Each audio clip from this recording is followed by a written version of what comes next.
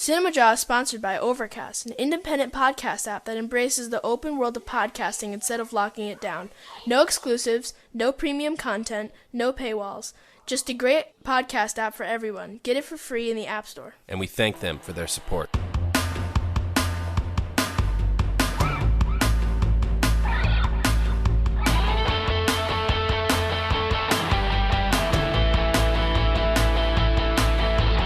You're listening to Cinemajaw, the greatest movies podcast ever, recorded on location from our respective homes in Chicago. My name is Matt Kay. With me is Rye the Movie Guy.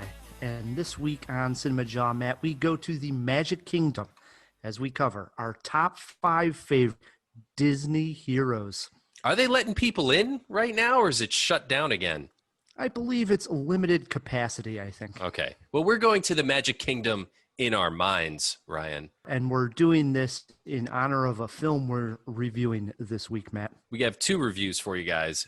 We're doing Mulan, obviously that's the tie-in, as well as Charlie Kaufman's new film, I'm Thinking of Ending Things. A guest that is going to help us with the top 5 Disney heroes, and a guest who has seen both movies and going to help us process both movies. Who do we got, Matt? We have a documentary filmmaker, Melissa Thornley. She does a little bit of everything, so we'll cover Melissa's entire resume when we get her on the show. Can't wait to talk to Melissa. Plus, we're going to have a reaction to the Dune trailer when we open up the Jaw box. And in honor of Toni Collette appearing in the movie I'm Thinking of Ending Things, I thought this would be a good time for Matt to take Melissa on in Toni Collette movie trivia. Okay. Geez. All right. I mean, I'm super aware of her now, but that only started with Hereditary, so we'll see. We'll see. She has quite the filmography that goes back some years.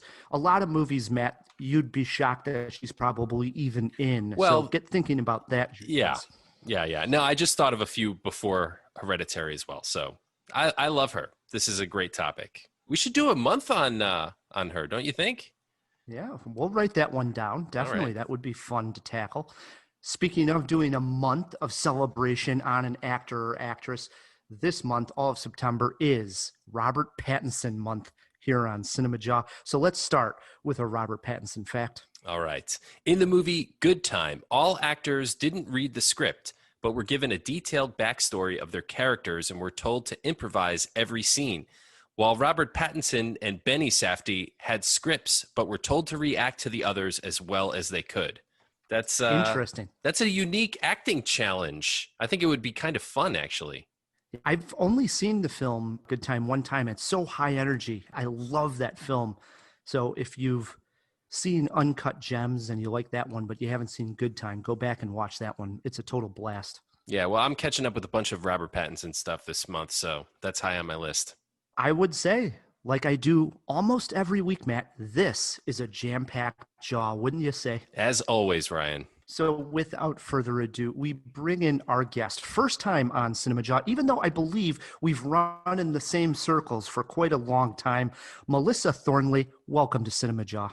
Thanks. I'm so excited to be here. Stoked to have you. We have run in the same circles. You're friends and creative partners on some projects with Nicole Bernardi Rice. Is that correct? Yep. She's a producer that I'm working with, and she's amazing producer. I also saw that you head over to the Midwest Independent Film Festival, and there's gatherings over there, and I know I've been there several times. So I think there must have been times where we were probably at the same event, you know? I totally recognize you because I used to moderate a bunch of the panels and ad shorts and music nights. And I was involved with the Midwest Independent Film Festival, or I have been involved with it since 2006, 2007. Yeah. Long time.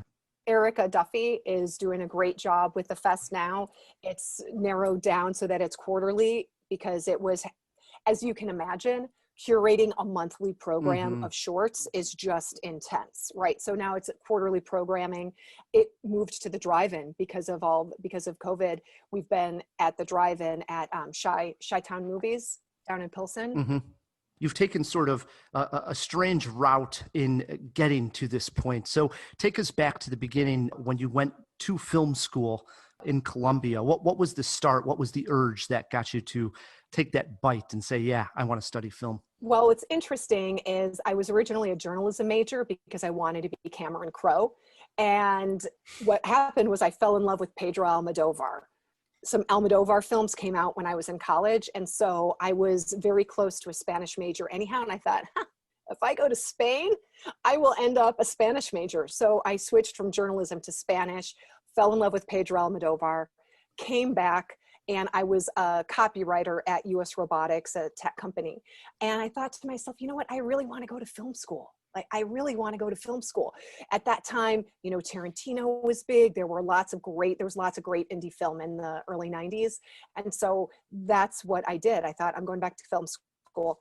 Meanwhile, I was waiting tables, sort of like a little fairy tale, and I met a film editor, Kara Meiselman, and she asked me, why are you back in school? Like, you're in film. Like, if you want to do film, just do film.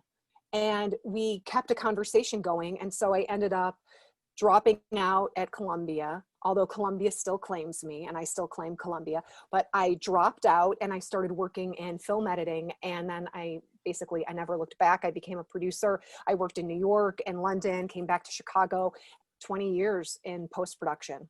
So basically the film editing, the color, the sound design, the design, the effects, the whole shebang. It was fantastic. It's kind of the hub of where all of the film comes together, because up until the film editor, it's just dailies. You've sort of transitioned into more of an upfront role as a director, right? Is this the first time you've directed, or?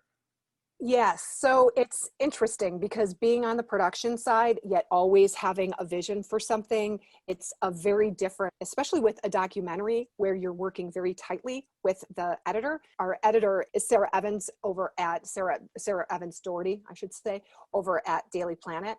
And the documentary is about Andre Williams, who is an R&B artist that passed away last year, actually. And he's best known for Shake a Tail Feather. And my partner has been, or was, I always have to remember to shift back to the past tense, was his musical director for 20 years. And so I got to be very close with him. So one of the things that I want to be very conscientious of, I had a very close relationship with him for the past 6 years. That being said, I'm a white woman, right? And he was an African-American soul singer. So I want to make sure that I am telling his story in a way that has a holistic approach and has lots of different perspectives. So that's an area that we're working on right now with that documentary. And it's interesting because there have been lots of documentaries recently that are very chronological and factual. And Andre was such an emotionally charged human, and his fans were so emotionally into him, that I want it to be a documentary that leaves the audience feeling something as opposed to just a chronology, right? Think of 32 short films about Glenn Gould, where everything, it's not a documentary, but each thing has its own feel. And what's interesting is I was talking, I don't know, do y'all know Tom Powers? I don't think so. Tom Powers is fantastic. He cures all the documentaries for the Tron International Film Festival. And he's got a wonderful documentary podcast as well. And he's fantastic. And we were talking, he was a big Andre fan, and we were talking about it. And he said to me, have you ever seen this film? I'm like, that's one of my favorite films of all time. And that also is from that era of the early 90s. So it's just interesting, the thought process of how to tell a story. And this actually ties in, the more I think about it, it ties into the Charlie Kaufman film because of the different ways of looking at things and how you perceive things and how memory is and how different things come into play. So in any event, I'm starting to babble about this film. But that's what happens when you're in the middle of a documentary. Sure. Oh, yeah. Well, where are you at in the process right now of making the documentary? So we shot a lot of footage with Andre. Obviously, since Andre has passed, what we would continue to be shooting are interviews with people in his life and interviews of people that he's impacted. You know, he influenced Keith Richards, Patti Smith. He worked with Stevie Wonder. He worked with Ike and Tina Turner. He had like a wide breadth of people that he worked with. We've looked for archival footage of Andre, and there's just not a lot of it. Even from his Motown days, there aren't a lot of it. So, you know, we're looking for archival footage and additional interviews. That's where we're at. And then we'll continue the editing, because what the path that the story was taking completely shifted when Andre passed. Sure. Right? Because it was a story about him recording. He was recording up until a month before he died. Basically, he wanted to come out with another record. And so that was the context of the story, was watching Andre continue to record and to continue his career in, you know, in spite of health issues and his age and all of that. And then when he passed, I had to just completely start from scratch. But when it's a documentary, you're doing it because it's a labor of love, and you're doing it because you want people to share and be inspired by somebody. It's taking its own sweet time. With documentary, it's hard, right? We've spoken to a lot of documentary filmmakers who say, you know, we thought this movie would take a year and it took 10. So I hope yours doesn't take 10. I hope it doesn't take 10. But the one nice thing is it's about music. And the thing that actually shifted this for me was mixtapes. You know, I'm a girl of the mixtape, and I would create a mixtape, and that's actually how I ended up in film editing, was because I wanted to be able to tell stories with, even though I ended up being a producer, not an editor, I wanted to be able to tell stories and piece things together to tell a story. And I would do that with song and a mixtape. But that being said, a mixtape, you have a variety of artists, you have a variety of tones, you have a variety of emotions that come through in a mixtape. And so that is what I'm hoping for this documentary to feel like, is a mixtape that looks at different facets of who Andre was and how he impacted the world and how he impacted his fans. It's going to be a variety. It's not going to be just a straight line. For people out there listening that want to follow along to you, Melissa, but are fans of Andre and want to make sure they know when this documentary is coming out, where should we guide them online to follow along?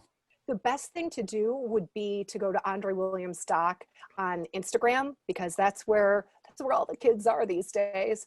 You can also go to the Andre Williams page on Facebook.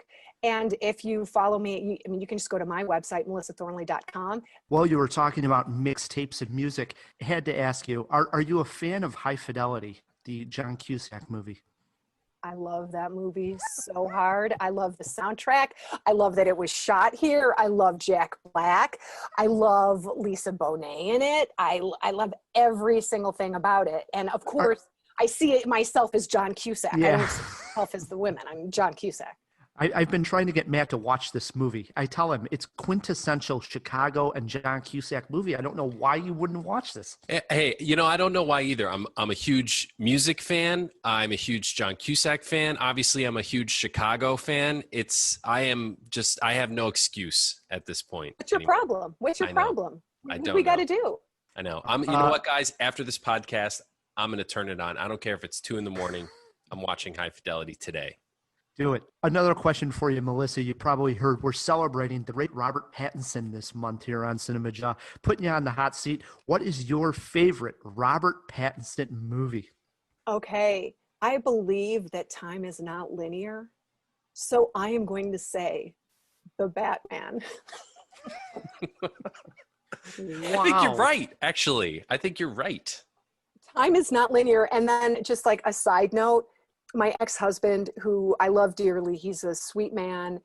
He, especially when the Twilight movie came out, the first Twilight movie came out, it was a dead ringer for Robert Pattinson. People would stop him on the street. And so I saw the first Twilight.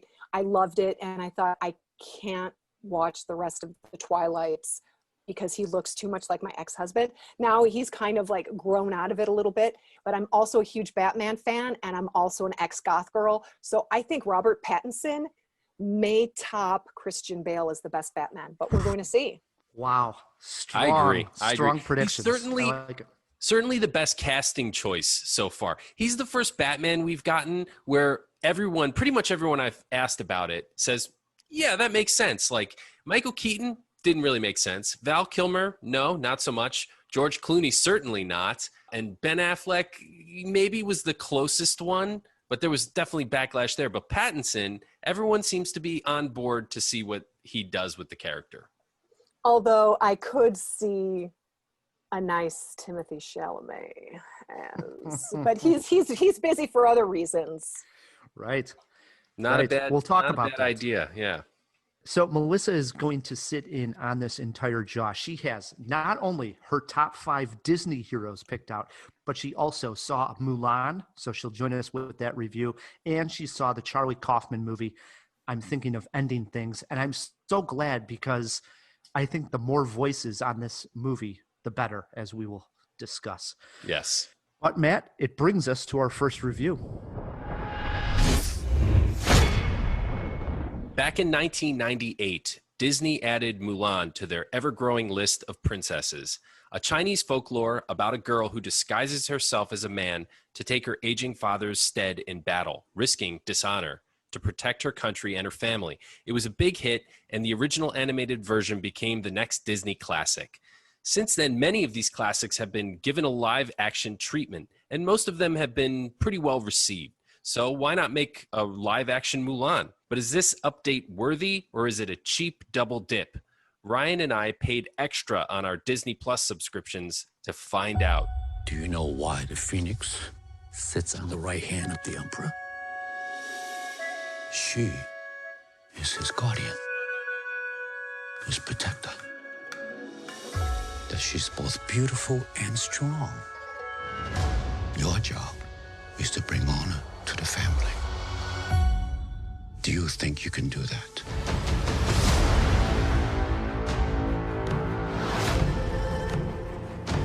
Citizens, we are under attack from northern invaders. Their leader calls himself Ori Khan. Fights alongside a witch. No survivors.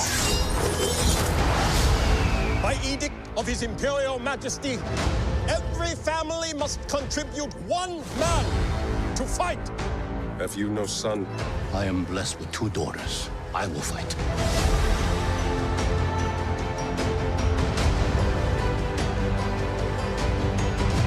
We must be strong. This time he will not return.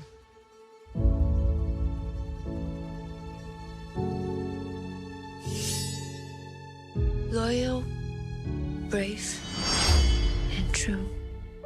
It is my duty to protect my family.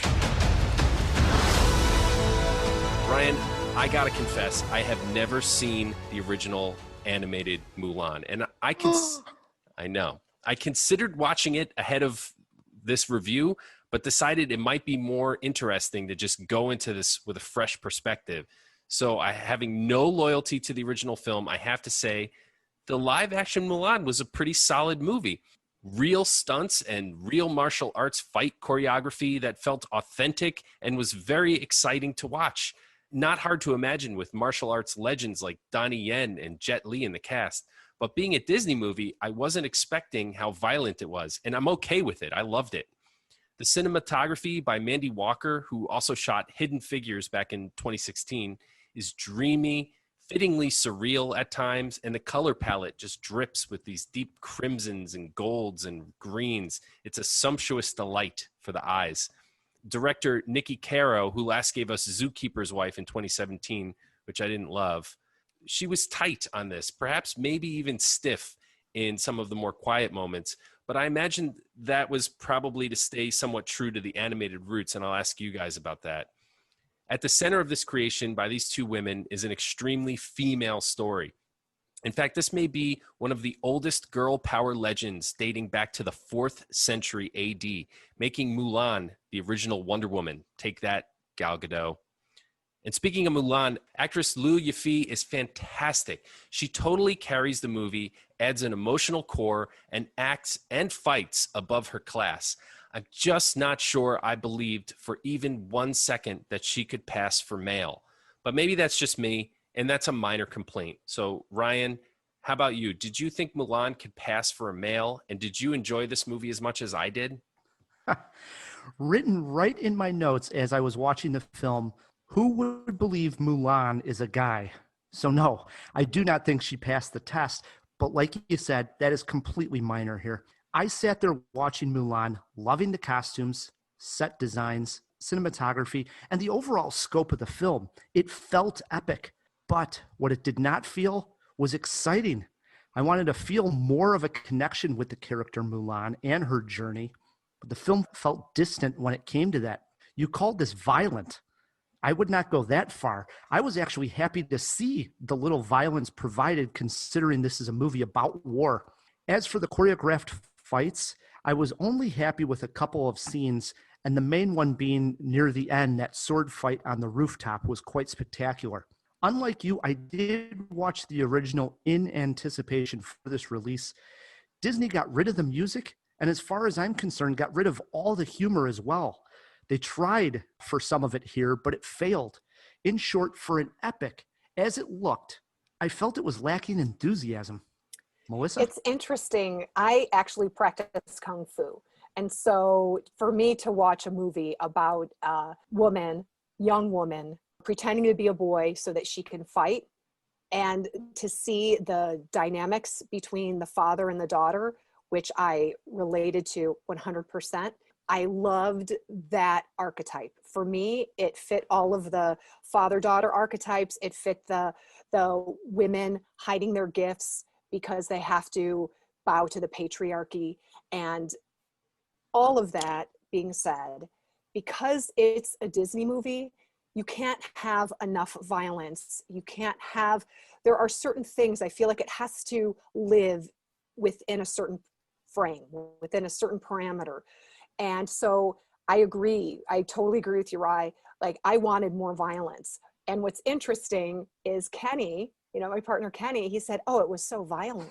And I thought to myself, there wasn't any blood. Like, you would see arrows fly through the air and you would see people with arrows in them, but you didn't actually see a lot of fighting. There was a lot of choreography. I thought that was beautiful. For me, one of the standouts is Gong Li. She is amazing. She was amazing in Memoirs of a Geisha. She was amazing in Farewell My Concubine. She's just a phenomenal actress. She's also 54, guys. Wow, I looked crazy. it up. That's crazy because she's gorgeous. I mean, she's gorgeous. She's amazing. But her presence whenever she was on screen was so incredibly powerful. Yes, I thought Mulan was great, but to see that, to see the interaction between those two women, it was so beautiful. And yeah, I loved the fight scene towards the end. That Jet Li as the Emperor was just amazing. I agree. Totally. Yeah. I thought the violence level was okay. Of course I could have used a little bit more action, but I wasn't expecting blood. Well, you take, for instance, and people, if they haven't even seen Mulan, they've seen it in the trailer, which was this awesome scene where the warriors are running up the wall to breach the fort. It's spectacular. And in my mind, when I'm watching that, I'm thinking along the lines of epics like Lord of the Rings, you know, something large scale, and it's just going to get bloody and it's intense. Here it was exciting for that one moment, and then as soon as they get up to the wall, it sort of lost that intensity for me.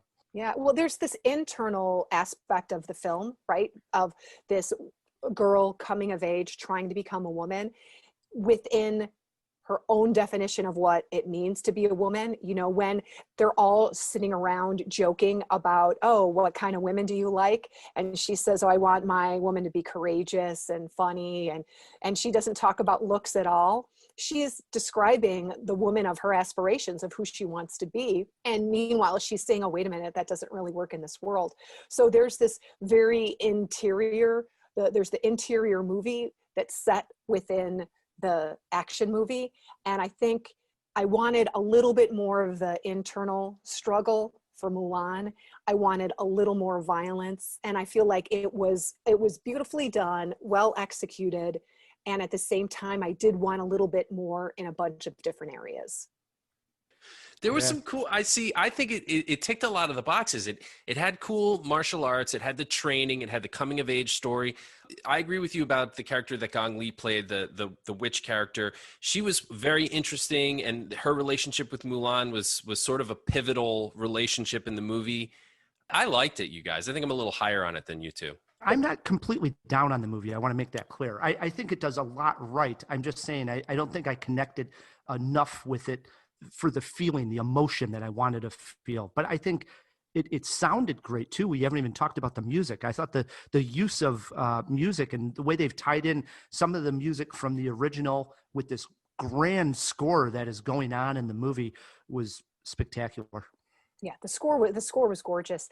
And what I will say is, if I could go back in time and have this movie be out when I was, 6 or 7 or 8, and I could have seen this version of Mulan as a little girl, who knows what would have been possible, right? This was not, and I know we'll get to that later, but this was not the Disney that I grew up with, Yeah. right? You wouldn't have went to Spain. You would have went to China. I would have went to China. That's right. I would be a wushu master. Matt, you got a movie poster quote for us? I'm sort of on your page with the quote. And I struggled with coming up with a quote for this one because there's no easy puns. The arrow misses the heart, but wounds nonetheless. Got a little poetic there, Rye. What do you got? I went pretty standard here. Has the look, lacks the feel. How many jaws are you giving this thing? All right, we're on a 4-jaw scale. I went 2.5 jaws, so I am recommending. Melissa? I'm going to recommend it a little more. I'm going to say 3. I'd give it 3 jaws. I'm right there with you, Melissa. I went 3 jaws as well for Mulan. 3 jaws, 2.5 jaws, 3 jaws. If you agree, disagree, you got a comment about Mulan, you can always write us feedback@cinemajaw.com or hit us up on Twitter. We're at Cinemajaw. So obviously a movie like this, Mulan, a great warrior, a great hero. Anybody could pick Mulan. We'll see if anybody got lazy and put Mulan on their list after we just talked about it for 20 minutes, maybe. But we are doing our top 5 Disney heroes. And it should be noted, we tried to exclude Pixar. Was really the only rule we threw out there, only because we've talked about Pixar sort of in depth on its own. So we lifted Pixar out, but everything else is on the table. And we also said not just the animated movies, but we could dip into Disney's well of live action as well. Melissa, you're our guest. Was this an easy list for you to come up with, or did you struggle to get 5? Easy and fun. And I went through like a retrospectacle of Disney films. What do you got sitting number 5? The Tramp, The Mutt with a Heart of Gold. I loved Lady and the Tramp. I loved that dog. We all know that scene with the spaghetti and them eating the spaghetti and it turning to a kiss. And he was such a gentleman. He was definitely not a tramp. So my hero at number 5 is the Tramp from Lady and the Tramp. Now, I'm wondering, because they did make a live action remake that I have not seen. Has anybody seen it? It's on Disney Plus. No, I haven't seen it. Just wondering. I didn't know. Okay. I'm a fan also. Oh, yeah. Who doesn't love the Tramp? That's a great pick. Can I go next, Matt? Sure, Ryan. Absolutely. Thanks. You're such a lady, Matt. You're a tramp. All right. My number 5, I go back. The film came out in 1973, but I know I saw this in a theater. You know how Disney re-releases movies. So I know it was in the theater when I saw it. And I was convinced after seeing it for probably the first 15 years of my life that Robin Hood was a fox, because my number 5 pick is Robin Hood. I remember being confused that the adaptation, Disney's adaptation in which Robin Hood is portrayed by this fox, was not the real deal. It took me a while to realize that they were like, oh, it's a Robin Hood story and they're going to translate it to all these different animals in the kingdom. Like, I think I was in high school when someone explained it to me. That's because I loved it so much. And to be absolutely honest, it's still my favorite Robin Hood adaptation. Love it all the way around. He's such a cool dude in the movie. Robin is the best, man. Him and Little John, who's essentially just Baloo from the Jungle Book, recast. I like that they took an animated character from another movie and recast him as Little John. And Sir Hiss, the snake. Oh, that snake was so scary. He was scary? He scared you? He was sort of silly. Yeah. I thought he was scary. The alligators scared me. They were the guards. One. Yeah, it is. I love that one too. Watched it a bunch of times. I went further back into Disney's archives. This is one that I sort of became familiar with first when I went to Disneyland and went on the ride, and then wanted to know where the inspiration for the ride came from. 1954's 20,000 Leagues Under the Sea. There's a bunch of heroes in this film, but I would go with Captain Nemo, of course, the captain of the submarine, the Nautilus. I've read the book too. Jules Verne It's something that was imagined way before the technology was possible. He did that a lot, this writer. And I think the film adaptation is great. You got Kirk Douglas in there. You got a kraken, a giant squid that attacks this submarine that Captain Nemo's piloting. It's sort of a fantasy. It's definitely a fantasy. It's weird and it's wild. And Captain Nemo, I think to this day, is sort of an archetype that gets riffed on a lot in other movies like The Life Aquatic. Steve Zissou, is that the guy's name? You could totally see Captain Nemo in him. Sort of a farcical version. So there you go. My number 5. Nice pick. That's one I haven't seen since I was a kid. So I not in the memory so much. I watched some on YouTube. I don't know how well it holds up. I mean, the special effects from 1954, but it's still pretty amazing. Into our 4s we go. Melissa, what do you got sitting there? Number 4 is Mary Poppins, the original Mary Poppins, Julie Andrews. I mean, spoonful of sugar, the animation, you know, her bag. And she was actually a little sassy. One of my favorite lines is, you know, we are not a codfish. You know, when the kid's sitting there with his mouth wide open. I just loved her, and I loved Julie Andrews. So yeah, Mary Poppins. Strong pick, Mary Poppins. Big fan as well. That's another one I just burned up on VHS. My number 4 pick is my most controversial pick. 2010. People are going to be mad at me for picking this one. I went with Flynn Rider from Tangled. Now, have you guys seen Tangled to begin with? I have. It's actually really good. Good movie. It's really good. And it's a Mandy Moore movie, so this is really going to blow your mind. She plays Rapunzel, which seems impossible, but it worked. Flynn's character is voiced by Zachary Levi, if you know the actor. And he's basically a thief when we first meet him.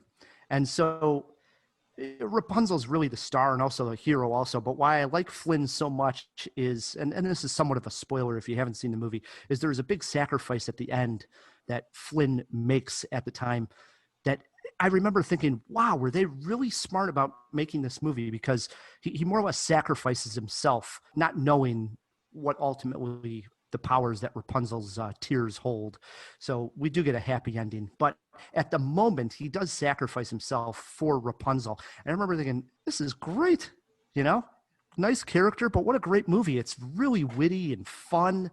Animation's fantastic. If you haven't seen Tangled, I highly recommend this one. I hope I made clear with my review of Mulan that I totally love girl power stories, but I'm not a huge fan of like the sparkly unicorn type thing where they like over pinkify everything and try to like market to girls in a artificial way. So when I first came across Tangled, I was like, oh no, this is just going to be one of those throwaway films. It is not. I highly encourage anyone who hasn't seen it to check it out. It punches way above its weight. It's one of the better recent Disney films. Wow. Got Matt agreeing with me. Well, that's good, Matt. I like Tangled. I like it a lot. So that swings it over to Matt. What do you got sitting at number 4? At number 4, I have Tron from Tron. Oh, come on. Tron was the best. Tron? He only wanted to protect the users, Ryan. Wow. Tron was amazing. Tron is in my honorable mentions. I loved Tron. I think you could go with Flynn here as, you know, the dude played by the dude, Jeff Bridges.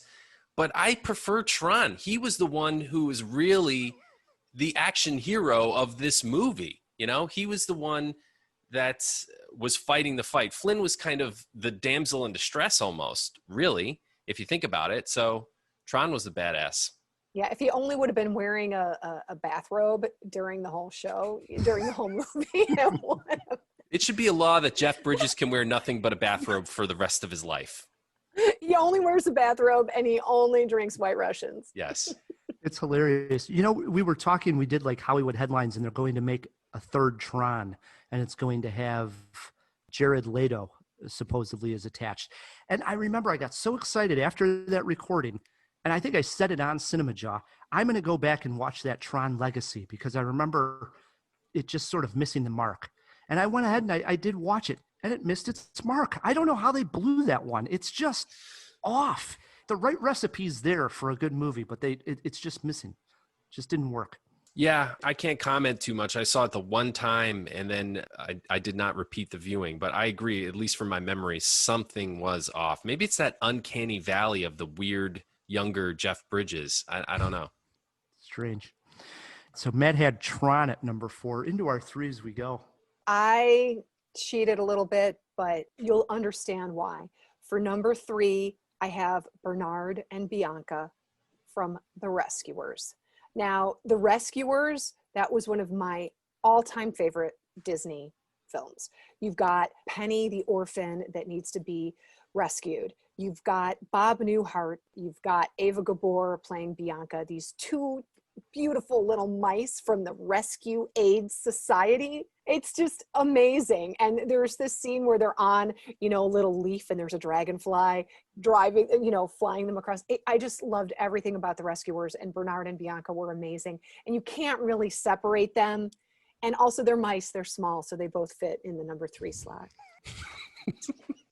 Well, you could put Fievel in there too, although I guess he's not Disney, is he? No, and this is just a weird side note that I will never, ever forget. We went to a double feature to see it one night, and it was The Rescuers, and right after it was Orca. I don't know if you remember Orca, the killer whale. Killer whale, yeah, that's a horror movie, isn't it? It's like Jaws light, right? I was a kid. The Rescuers, I think, came out in 1977, so I was 6. And here I am. I'm like, my mom's like, okay, we're going to see The Rescuers. Awesome. Wait a minute. Now we have to sit through Orca? I was a little bit shocked. That's terrifying, actually. I mean, it's a gory Jaws knockoff. Wow. That is an odd double feature. Odd pairing. Very odd. For sure. My number 3 pick, also a newer Disney film, and actually in the same vein as Tangled, in the sense that I think when I saw it come out, I wasn't expecting much. And then when I went and I saw it, I was over the moon about it. And this one, the hero is Judy Hopps in the film Zootopia. Oh. Have you guys seen this one? I haven't seen it. Yes, I have seen it several times. Voiced by Jennifer Goodwin, she plays a bunny rabbit whose dream is to become a police officer and work in Zootopia.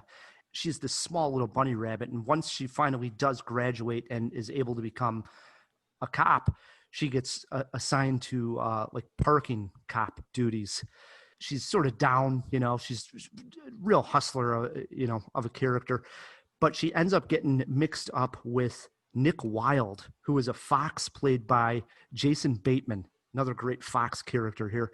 The two of them end up uncovering a huge criminal conspiracy. It's almost like a noir Disney type film. The comedy in the movie ranges across the board. So it's got something for kids to laugh at, for adults to laugh at. It works on so many different levels. And that's true for a lot of Disney films. Zootopia, absolutely. I think this is a movie the whole entire family would love. I've never heard it called a noir before, but it is. It's actually a little bit more intriguing than it deserves to be. When they get toward the end and the mystery finally unravels and you get the twist, I was caught off guard by the twist. I was too. And I've only seen it the one time. It came out in 2016. I've been wanting to watch it again. It is on Disney Plus, so maybe one I'll stream over the weekend. One of the best sight gags of all time is the DMV in this Zootopia world is run by sloths. So they're like really slow. That scene is amazing. That swings it to me. And at number 3, I have Your Conscience, Ryan, Jiminy Cricket from Pinocchio, 1940. One of the early Disney animated classics. What a softie you are, Matt. I think what I liked about Jiminy Cricket is that I was really afraid as a child for Pinocchio. He just seemed wild and out of control. He's going to Pleasure Island to go and drink and fight and smoke cigars. And Jiminy's just trying to say, hey, man, chill out a little bit, Remember, like, you got to be good if you want to be a real little boy. And I think that freaked me the hell out. When that scene where they start turning into donkeys and stuff, it haunts me to this day. So Jiminy Cricket seemed so safe and so comforting and somebody you should really listen to. I don't know. I just gravitated toward him. Voiced by Cliff Edwards, and who could forget When You Wish Upon a Star, which was the crowning song in the Disney catalog for a really long time. Mm-hmm. So it's into the 90s, perhaps. I mean, it was big for a while. Nice pick. Melissa, number 2. I'm so excited about my top 2. I can hardly stand it. Okay, so my number 2 is Annabelle Andrews from Freaky Friday. Now, I have to say, Lindsay Lohan did a pretty good job in the remake. And when I went back to rewatch Freaky Friday, I understand why there are remakes. I'm not always a big fan of remakes, but there is no way that a 1970s household would, connect with any teenager, right? But Jodie Foster just slayed as Annabelle Andrews. And I remember seeing that movie and thinking she was the coolest thing on the planet. She was just such a badass, for a kid. And then that whole scene where they actually switch. And it's got great character actors in it, Barbara Harris and John Astin. So anyhow, Freaky Friday, I love that movie, but my hero, Annabelle Andrews, because you need to have, a teen girl hero when you're a little kid. My number 2 heavy hitter here, Matt, could be your number 1. I went with 1989's Ariel from The Little Mermaid.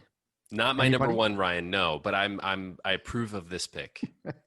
I was getting ready for the Jaw, and I rewatched the ending of this movie when Ursula comes out of the ocean, and I believe they are remaking a live action Little Mermaid. Really? Jaw box. I'm going to throw that in the Jaw box. And I was watching this scene, and I thought to myself, now this would look fantastic if they make a live action remake of this ending scene of Ursula coming out of the ocean, boats coming out. Ariel does have some help along the way here, but she is such a great character. I just love The Little Mermaid. Total part of my childhood, man. Absolutely. At number 2, I am putting the Pumpkin King himself, just busted out the DVD for the season, Jack Skellington from Nightmare Before Christmas. I'm not an ex-goth. Look at Melissa's face. This is hilarious. I might have stolen her number 1.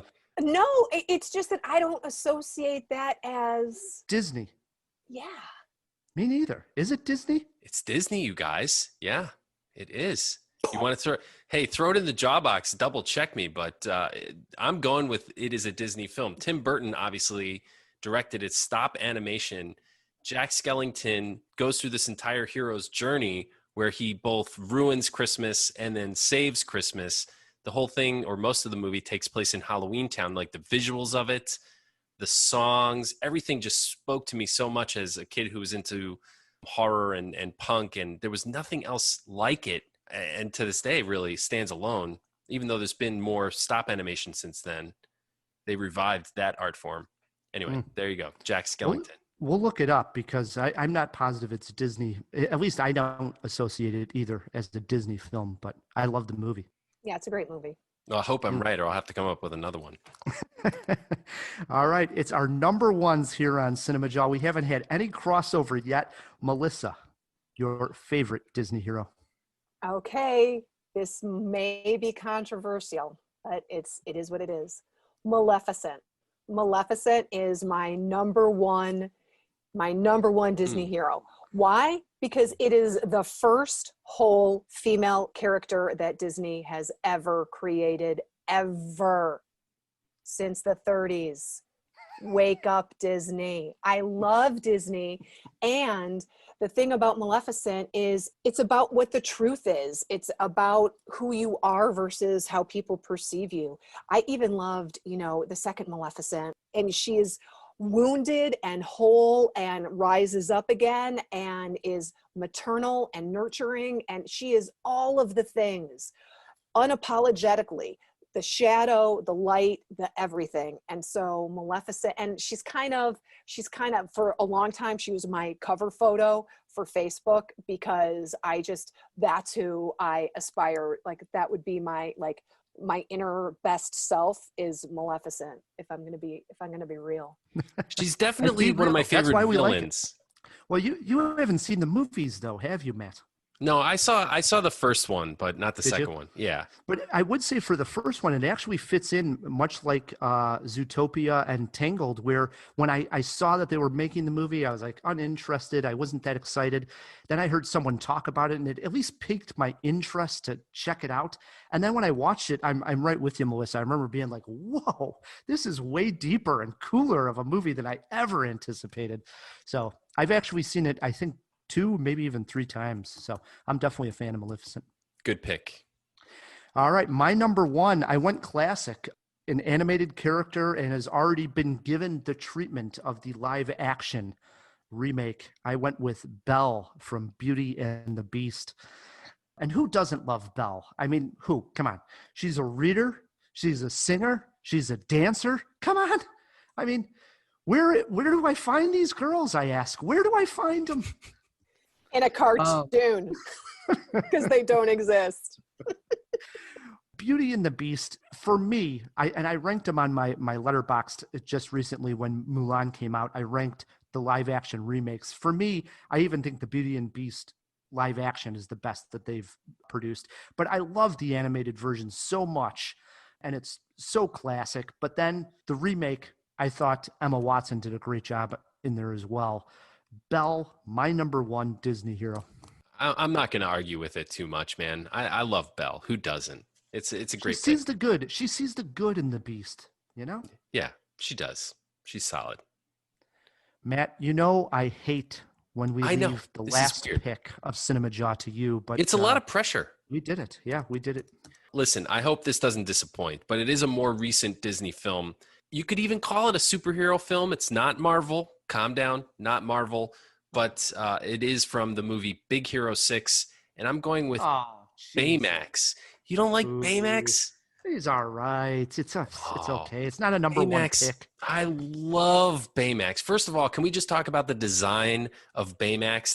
That character design is spot on. I mean, chef's kiss for that. The way they made just a line and 2 little dots have so much expression. His marshmallowy body, and then when he puts on the power armor, how like heroic his shape becomes. But it's really about his relationship to Hero, who lost his brother, and how he can be that surrogate big brother figure. And also the sacrifice that Baymax makes toward the end of the film was harrowing, man. I cried as a full-grown man watching that movie, just unapologetically, like ugly face crying, like full on. If I put it on right now and sat down and watched it, I would cry when Baymax makes his decision toward the end. Woof. And he was a hero, Ryan. He was a hero. I'm not saying he's not a hero. It would have been an awesome pick at like number 5 or number 4. I love know Baymax. Number 1. I liked him that much. You need a T-shirt. You need a T-shirt for that. I do. I need a Baymax T-shirt. Honorable mentions before we go to break. I only have one that did not come up, so I'll go first, and that's Ralph from Wreck-It Ralph. Oh, that's a good one, man. I only have one as well. Winnie the Pooh. He's a great character. Ever since I saw that Christopher Robin movie, that he's ruined for me. Oh, don't let anything ruin Winnie the Pooh for you, Ryan. Melissa, any honorable mentions? Yeah, well, I loved Tron, and Tron. I put down a few runner-ups. Pongo from 101 Dalmatians, but yes. So I was very torn between Pongo from 101 Dalmatians and the Tramp, but ultimately the Tramp won out. And then there's Jack Sparrow. Yes, Jack good Sparrow call. from all the Pirates of the Caribbean, and I suppose he falls into that character of, is he really a hero? And then I started thinking about it. I'm like, it's too bad. Mickey Mouse never really had like a film. Like he never had like a Mickey Mouse is Disney, right? But there's not some crazy Mickey Mouse film that you could be like, oh yeah, Mickey's my hero, right? Not really. I guess maybe Fantasia, maybe, but he's the Sorcerer's Apprentice. He's like Mickey playing a character, right? Yeah. So I'm glad that you threw in Winnie the Pooh as an honorable mention, because it does feel pretty classic. Oh, yeah, I know, Ryan. You're I'm just on Matt's heartless, side man. about that. Heartless. I am going to Ryan. say Mulan, honorable mention. Would be if we hadn't just talked about Mulan. So 100%. I'll throw that in there as well. Yeah. All right. What we're going to do, we are going to take a break. When we come back, we got to open up the jaw box. We also have a review of I'm Thinking of Ending Things. Plus, Matt is taking Melissa on in Toni Collette movie trivia. Stick with us.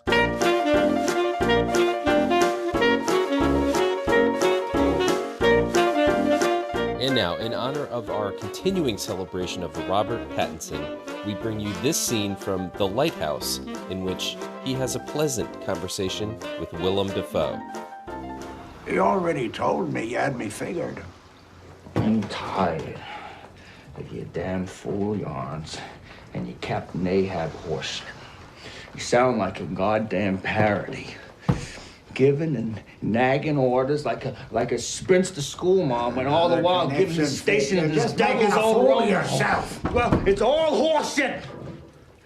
Your leg and your sea life, all of it. And if I hear one more word of horseshit coming out of your foul, rotten tooth, smelly old mouth. You damn it. Shut up! I ain't finished yet! You think you're so goddamn high and mighty just because you're a goddamn lighthouse keeper? Well, you ain't a captain no ship, and you never was. You ain't no general. You ain't no copper. You ain't the president, and you ain't my father. And I'm sick of you acting like you is. Sick of you laughing, snoring, and your goddamn farts. Your goddamn farts!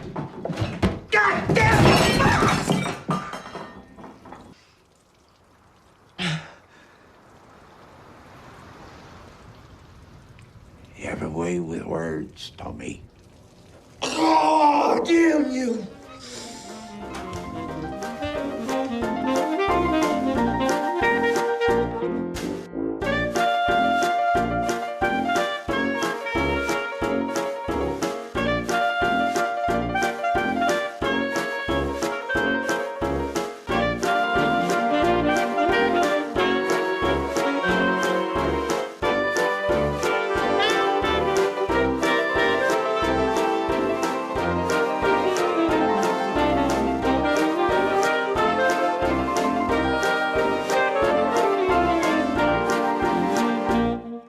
And we are back on Cinemajaw, hanging out with Melissa Thornley. And Matt, before we get to trivia, before we get to our review of I'm Thinking of Ending Things, we did throw a few items into the jaw box. So let's open up that jaw box. What's your pleasure, Mr. Cotton? The box. We got a box! Oh, what's in the box? All right, 2 questions in here, Matt. That's all we got this week. The first one was, are they making a Little Mermaid live action? And I'm almost positive at some point, maybe about 5 years ago, we threw the same question into the jaw box. And from what I could tell online is yes, it's in pre-production. Rob Marshall is set to direct right now. But who knows if it gets off the ground, when, now with everything being delayed. But the thought is there that they will be making a live action Little Mermaid. The other question, controversy. Is Nightmare Before Christmas even a Disney film? Well, I pulled this up on the old internet here, Matt, and this is what I found here. It turns out that Tim Burton came up with the idea for the movie back in 1982 when he wrote a poem entitled The Nightmare Before Christmas. And then he came back to making this a movie, the idea. And him and Disney in 1991 went into a development deal. But Walt Disney Pictures at that time decided to release the film under their Touchstone Pictures banner because they thought the film would be too dark and scary for kids. This happened in the original 1993 release only. And then as Walt Disney Pictures Presents came on it, from the time it went to the 3D reissue and the Blu-ray and DVD since then. But originally it came out under Touchstone Pictures. And who owns Touchstone Pictures? All right. No, just I'm curious. Who owns them? Seriously. What company owns Touchstones? What company? I Disney. don't know. Disney. I don't know. Disney. And what if you put the DVD on right now? What does it say? Do you see the little castle with the sparkles over it? Yes, you do. It's a Disney movie. Controversy here on Matt's pick. It may have to be scrapped from the list, Matt. Put an asterisk next to it on the website. No asterisk. It's a Disney film. If you go into the Magic Kingdom today, right now, you will see characters, somebody dressed up as Jack Skellington and Sally walking around the theme park because they are Disney characters. Guys, can't we just get along? Can't we just get along? Not on this show. All right. Hey, before we close the jaw box, two things that we want to get to. One, there's a new trailer we're going to have a reaction for here. Dune. I went and saw Tenet in the theater, and there was actually a teaser trailer for the trailer. I don't know what's going on in this world, but before Tenet, there was about a 35 to 45 second teaser that then advertised when the trailer was coming out. I'm not joking. Well, the trailer's out. You can watch it on YouTube now. All three of us have. I just have to say, that's how you do a trailer. Oh my God, am I excited for Dune? I mean, my God, it's just awesome looking. It's gorgeous. And the Pink Floyd. And now I was a huge Dune fan, the book. And so I was super excited when the Dune movie came out in 1984. It does not hold up well, even with Sting, even with, it just does not hold up. But this Dune trailer, I commented, I need a spontaneous orgasm emoji for this trailer. That's what I need. There is no spontaneous orgasm emoji, but that's what that trailer requires and deserves. Matt, are you right there with the orgasm emoji? Oh yeah, and holy crap, the cast in this is ridiculous. The roster is so deep; it's like the dream team of pop culture. I mean, Timothée Chalamet is just the tip of the iceberg. Rebecca Ferguson, Oscar Isaac, Jason Momoa, Dave Bautista, Javier Bardem. It's like freaking everybody's in this movie. Everybody. There's more after that too. That's just a few. So this thing's going to be sick. People listening to Cinemajaw and us three, we know Timothée Chalamet, but I still feel like the greater population, they may know him from, that's that kid. Like this is going to make him like that, like household name. Yeah. And I'm so excited for it. But you're right. The Pink Floyd song was spectacular. The effects, the scope of the movie just looks literally incredible. And it made me excited to actually go back and watch the original Dune. I haven't seen it since I was a kid, and I would like to go watch and see it before I see this remake. Yeah, I think I'm going to have to. It was unfair for me to watch the 1984 trailer after watching, the Spontaneous Orgasm 2021 trailer. Well, there is no doubt you got three very excited people for Dune. Can't wait to talk about that one, Matt. Last order of business before we shut this jaw box, Matt. It is Cinemajaw Awareness Month. That's right, Ryan. Tell a friend about Cinemajaw. That is the mission du jour. And while you're at it, if you're not already, follow us on Patreon because we're doing a series of bad superhero movie reviews. You can check all of those out if you support us on Patreon at any level. That's everything in the jaw box, Matt. Let's close her up. Matt, when I was in high school, I was in one school musical, Oklahoma. Problem was I could not sing. I still can't. So the drama teacher, Mrs. White, casted me in a non-singing role. I played Curly, one of the main characters, in a dream sequence. I had a small ballet scene, which then turns into a deadly fight with Judd, in which I ended up getting choked out. If you were to tell me that this would help me understand a Charlie Kaufman movie some 20 years later, I would have said you're crazy. But hey, we're talking about Charlie Kaufman, so anything goes. Jake, my boyfriend. It's snowing. Winter is coming in. We have a real connection, a rare and intense attachment. I've never experienced anything like it. I'm thinking of ending things. Huh? What? Did you say something? I don't think so. Weird. I have said this should be more of a discussion than a review because I think some viewers will get things out of this film that others will not. This is a challenging movie. It centers on a couple, Jake and Lucy, played by Jesse Plemons, we call him Fat Damon, and Jesse Buckley.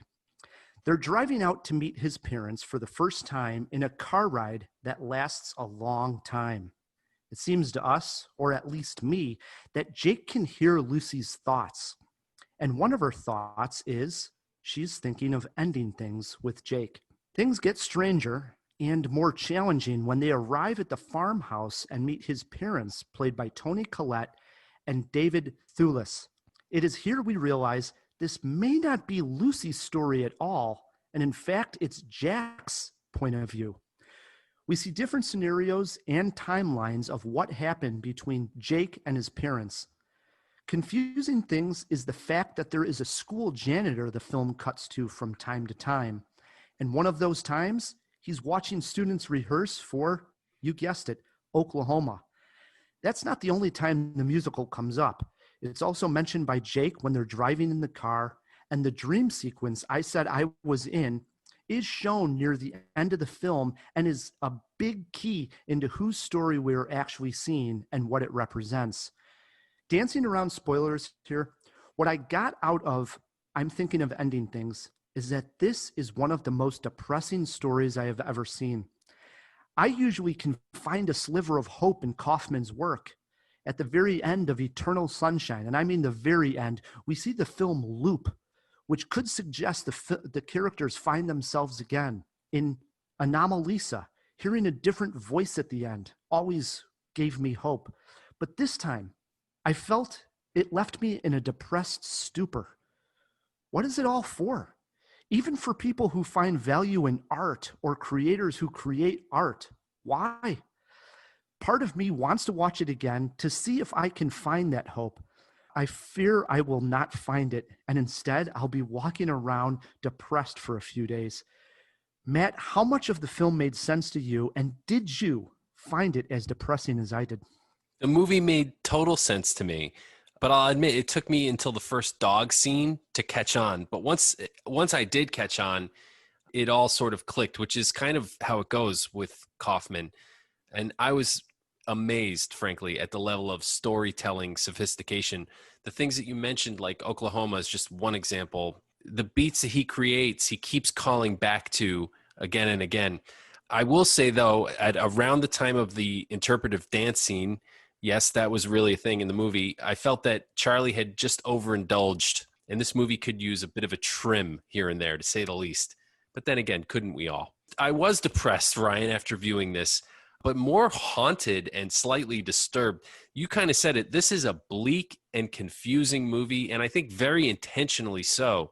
The main theme is regret and letting go, kind of obviously, but also guilt, parental failing, introversion, depression, isolation, delusion.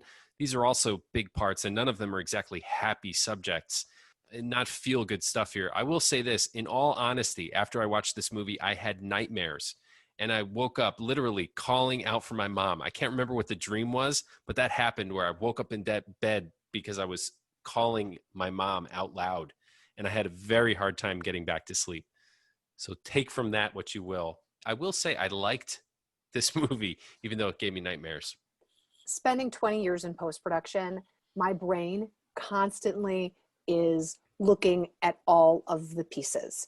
So what earrings is Lucy wearing? What shirt is she wearing? What sweater? What's the color of her sweater? How come the color palette completely changed in this scene? How come this is happening here?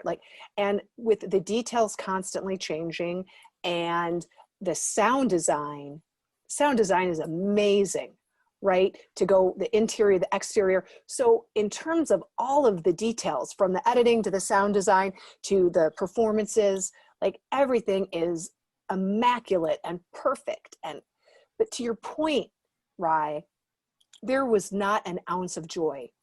And I feel like in every other Kaufman film, there's hope, there's joy. Now, one of the things that I have to ask myself is, if we were watching this at a different time, would I be looking at this through different eyes, right? And so I think about that with any piece of art that I'm looking at during COVID, is the fact that there is despair in the world, and there's bleakness, and there's confusion and uncertainty, and we're questioning ourselves. Like, is that impacting how I'm watching this film? And is it intensifying it, for me? I don't know.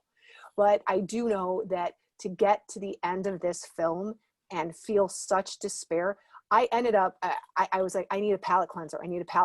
And so I just went on to, HBO. It was halfway through Bridget Jones, The Age of Reason, like the second Bridget Jones. I was like, I am all in, because I needed to see something that I'd already seen it. I know, I love the Bridget Jones character. I wanted a bow. I wanted something to tie a little bow on it. And maybe I would learn something from a second viewing, but I would never lose those 2 hours and 15 minutes. It would be very painful for me to go back and watch the movie. Not going to do it anytime soon. Maybe somewhere down the road I'll check it out. But I should have did that. I should have looked to see if Bridget Jones was on, because I literally did the worst thing you could do. I live by myself. I just walked around my condo, just contemplating life. Like, what is going on? He really put me in a really weird daze. It was not good. What do you think, though? What do you think about the whole thing about the time that we're in, watching this movie and the time that we're in? This is what I was going to say. How can you not watch anything through the lens of the time that you're in? Maybe this movie will suffer because people aren't in the mood for something quite this bleak. Or maybe some people will find some catharsis in something even darker than what we're going through currently. If he quite achieved that, I'm not sure. Key moments being Oklahoma being one, even using the dance sequence, the interpretive dance moment in the film to show us that there is, again, dancing around spoilers, that there is a vision here. And, what we have just seen is maybe the creation of somebody's thoughts.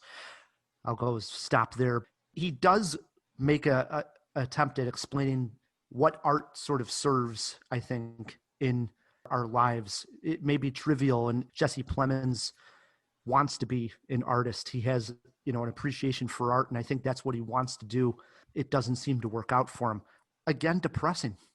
It is incredibly depressing. There is one joke in the film, exactly one, and the punchline is Robert Zemeckis.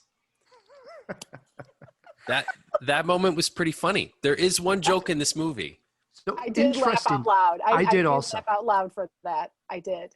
They did call him beforehand and show what they were thinking, and Zemeckis was right on board.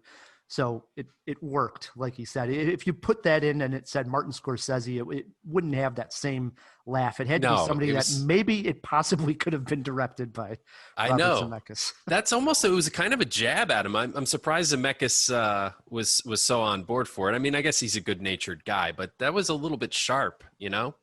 The other part that I did laugh at was the car ride when the two in the opening scene are in for a long time, and there's this snowstorm coming down around them.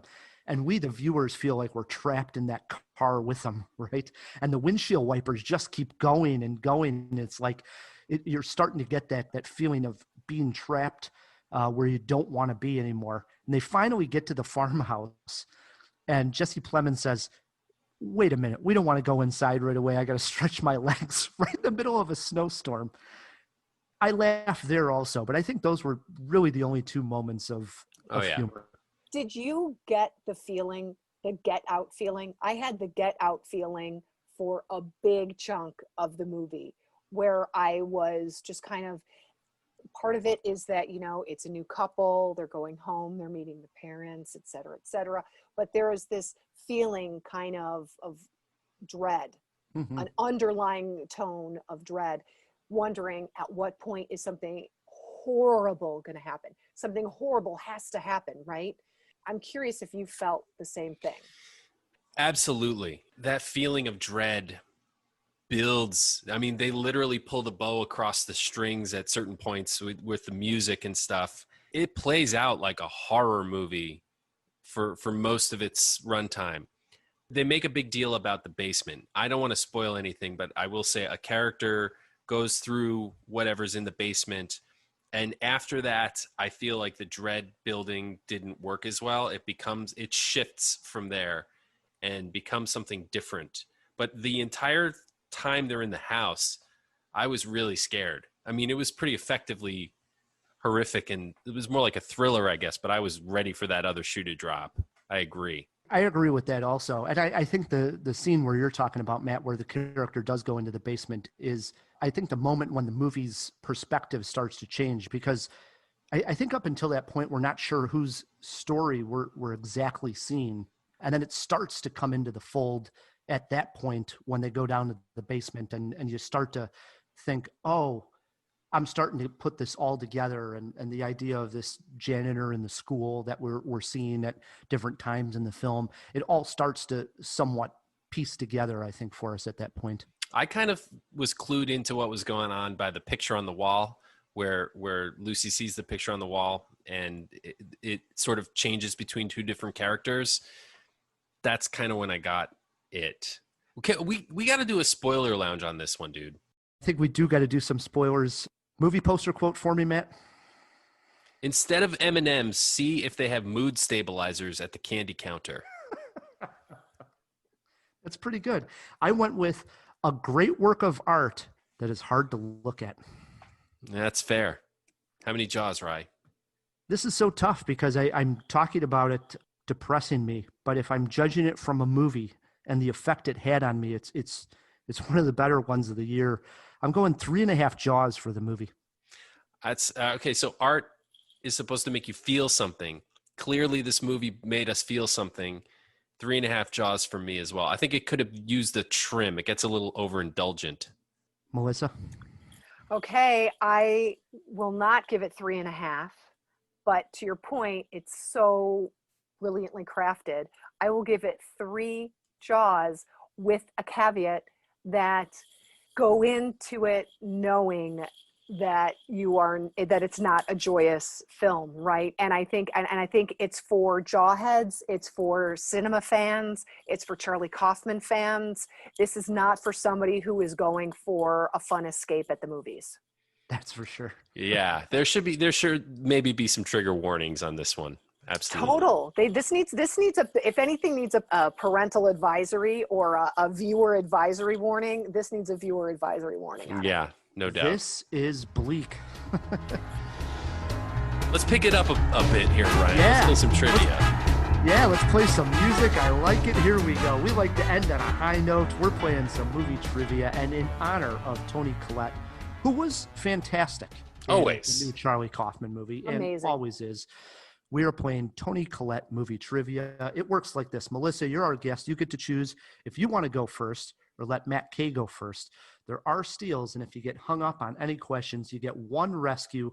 I have clues to all the questions. They start off easy, Melissa. Okay, then that means I'm going first. Question 1 over to Melissa. In 2018, Toni Collette was in this horror film which taught kids not to stick their heads out of car windows. Don't stick your head out of a car. 2018? Yeah. Horror film. Oh, see, this is the problem. Me and horror, no, because when I think of horror, I think of her in The Sixth Sense. But it's obviously not that movie. No. So I'm not even going to ask for a guess because I don't even pay attention to horror films because I'm in this. That is incorrect, Melissa. No guess on this one. Matt, you got a chance for a steal and to take a 1-0 lead. You need a new sound effect box there, Ryan. Melissa, I'm sorry. This is the one we were talking about. This is Hereditary. That is correct. Hereditary. 1-0, Matt K. Question 2 is over to him. In 2019, Collette was in this large ensemble cast movie that included Michael Shannon, Jamie Lee Curtis, Daniel Craig, and Chris Evans. Melissa's totally wishing she went second, I think. This was Knives Out. 2-0, Matt K. I don't like where this is headed. Question 3, back over to Melissa. Toni Collette played the mom in Little Miss Sunshine. Who played Little Miss Sunshine?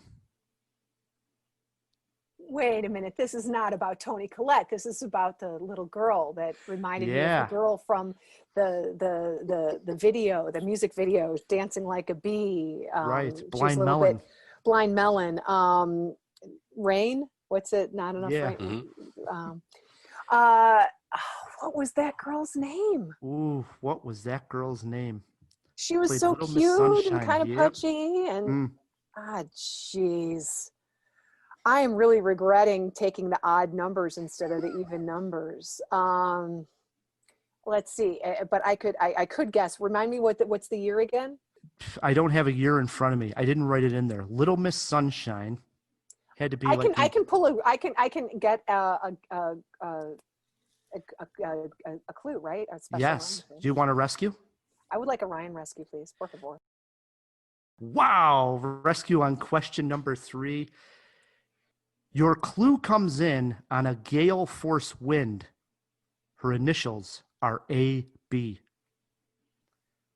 AB, gale force wind. Gale force wind. You're kind of full of it. That's not a rescue.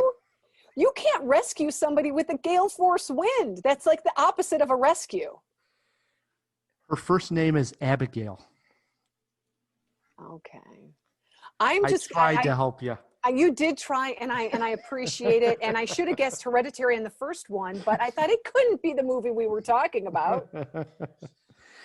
No guess on this one. Last name?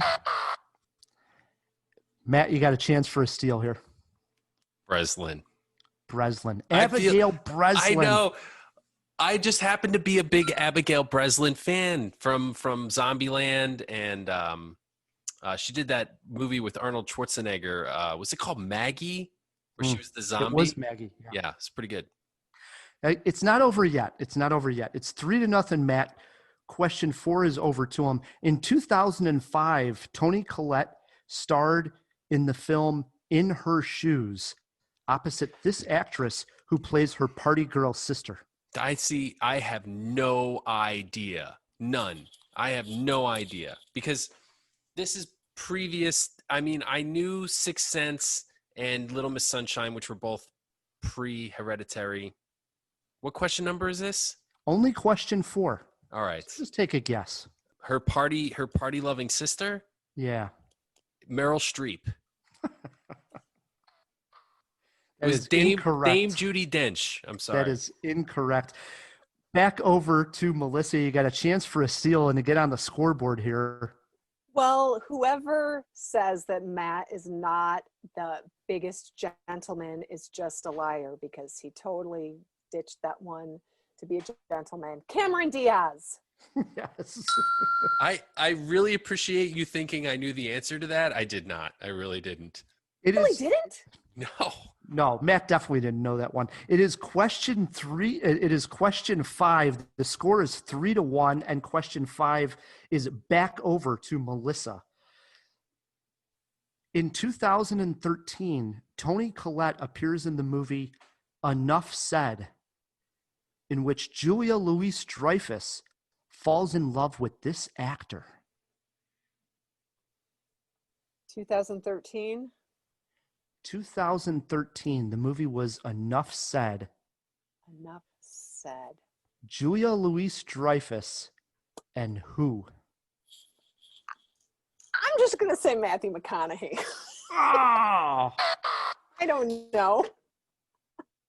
Incorrect. Matt, you got a chance for a steal here. James Gandolfini. That is correct. It is James Gandolfini. That was his last movie, correct? Wow. It was. This is killer. We're going to need them all from here on out, Melissa. It's 4-1, Matt K. And question 6 is over to him. Matt, in 2019, Toni Collette appears in the indie film Hearts Beat Loud, in which this actor plays Frank, the owner of a record store. 2019? 2019. Just last year. Yeah. Toni Collette appears in the indie film Hearts Beat Loud, in which this actor plays Frank, The owner of a record store. John Cusack. Not a bad guess, but it's incorrect. Melissa, you got a chance for a steal? Jack Black. Oh! No, we were looking for Nick Offerman. Nick Offerman. Oh, yeah. I never saw it.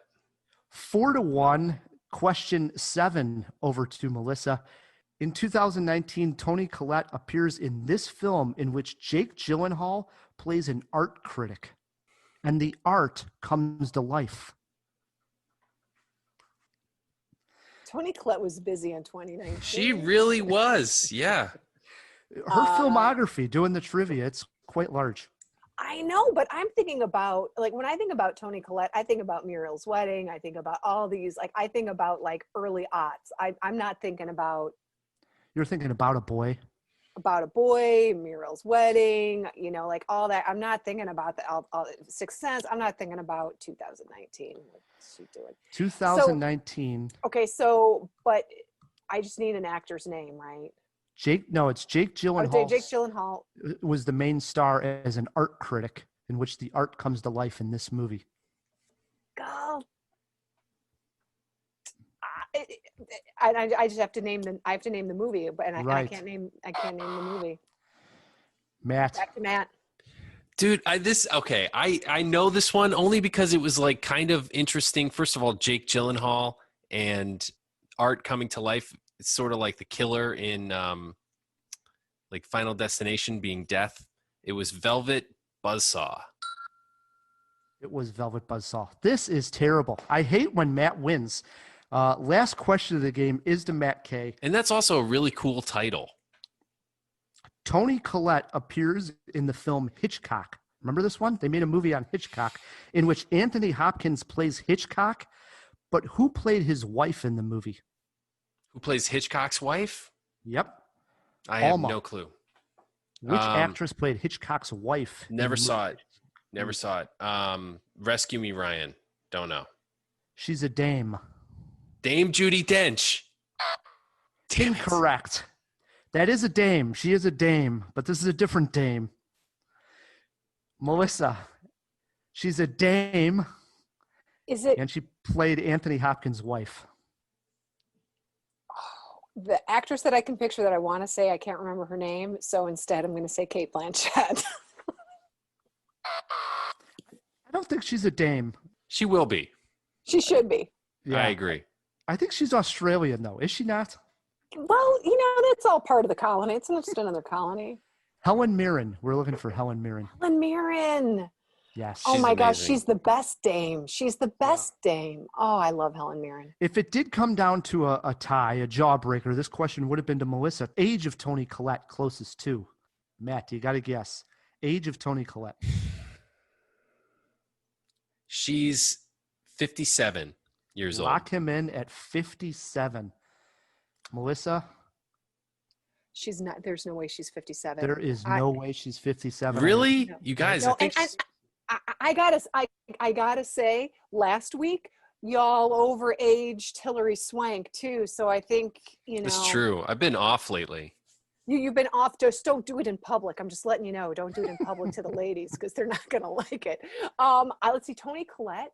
I would guess that she's a little bit younger. I'd say she's like 54. 47. No way. 47 years old. Toni for Toni Collette is 47? She turns 48 in November. There's no way Toni Collette is in her 40s, dude. She's been making movies for like 30 years. She's younger than me, for crying upstairs. Toni Collette, 47. I'm looking this up. I'm double checking. Double check it. Double check it, Matt K. 47. There you go. Born in 72. Unbelievable. Unbelievable. Well, that means she's going to be 48 very soon. Yeah. November. Yeah. She's been making movies for a very long time. Well, Melissa would have won the jawbreaker. It brings us to the end of a great job. Well, Melissa, first of all, fist bump. Good job. Excellent guest, Melissa. Your first appearance on Cinemajaw, maybe one of many. This was a great first appearance. Hopefully not the last. Oh my God, this was a blast. You two are such a blast to hang out with. Hopefully next time we can actually do it in person and have you in a proper studio. I don't know if you can handle it. Matt, we also got to thank our sponsors. Yeah, thanks to Overcast and the Chicago Podcast Co-op who help us get great sponsors like them. If you'd like to support Cinemajaw, the easiest way to do so is by leaving us a review wherever you are listening to this podcast. And while you're at it, please click subscribe. One extra button from you helps us out tremendously. Until next week, I'm Ryan, the movie guy. I'm Matt Kay. And keep on John about the movies. That's a wrap. Melissa, thanks for staying up with us.